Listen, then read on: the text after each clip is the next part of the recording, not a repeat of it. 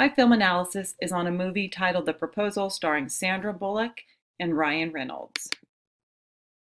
Sandra is an individual who plays Margaret. She's an editor at a New York publisher's office, and she is going to hatch a scheme to marry Andrew, who is played by Ryan Reynolds, in order to escape being deported back to Canada because she has an expired visa.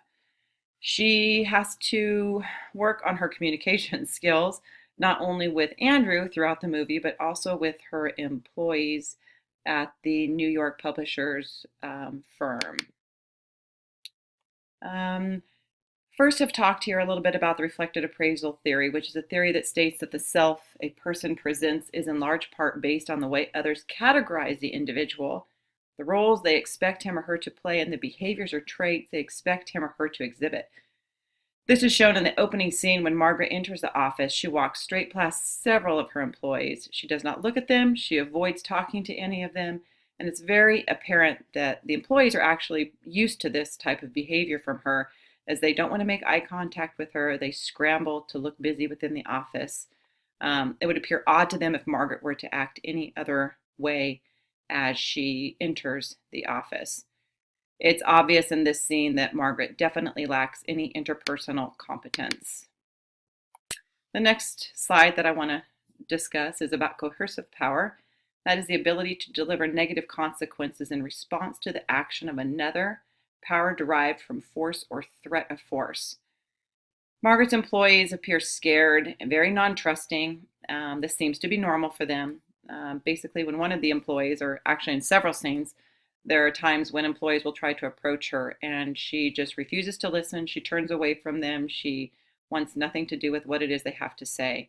Margaret has created a very uncomfortable work environment filled basically with fear, and her refusal to be approachable really does not allow any type of open communication between herself and the employees. She's definitely using her coercive power to ensure that her employees do not step out of line and that they continue to know who is boss. Social penetration theory is a theory that states that relationships typically begin with a relatively narrow breadth and shallow depth and develop over time. It's apparent that Margaret wants nothing to do with having any kind of relationship with anybody in the office. She's not approachable. She avoids them. She's very direct. She's very good at what she does in the publisher's office, but her communication style definitely lacks any kind of personal attention. She definitely keeps her distance, and basically the employees try to keep some sort of relationship with her just so that they fear losing their job. So they definitely do as she asks.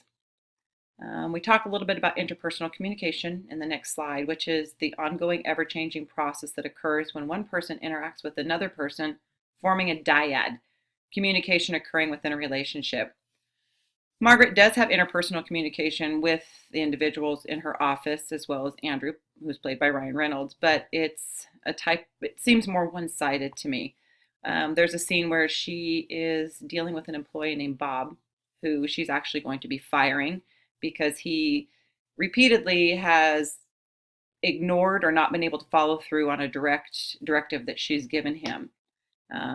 The way that she handles the situation, in my opinion, is definitely not one that I would say is positive or effective. She loses her cool and she becomes aggressive.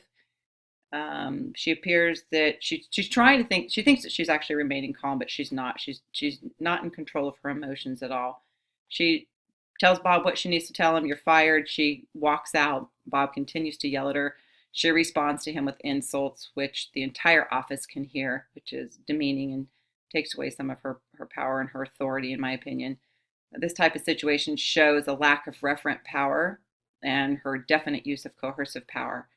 And this can definitely have a negative effect on the workplace.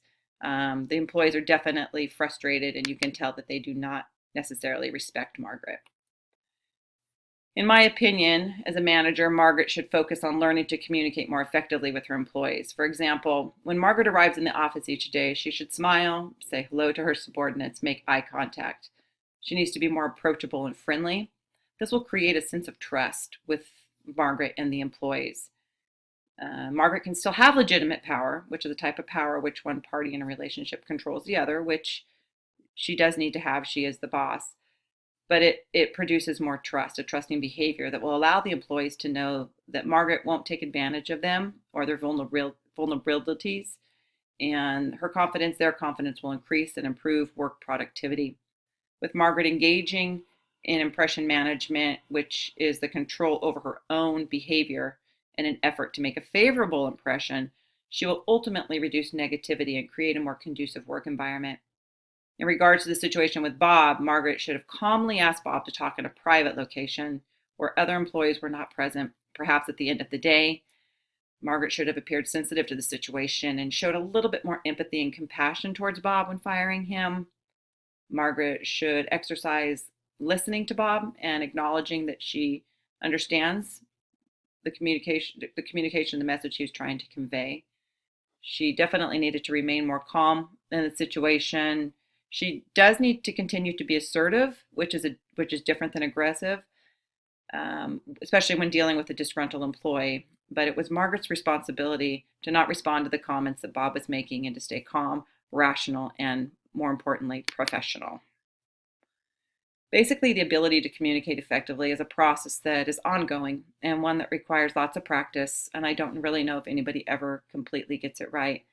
Although Margaret is very successful at her job and in her field, her ability to communicate came from a very competitive place.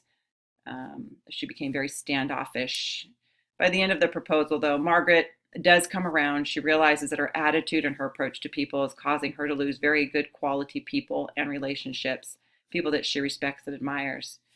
Effective communication is one of the most important skills I think a manager can have, and it plays a significant part in our everyday life, and it can have an impact on employees and their work performance.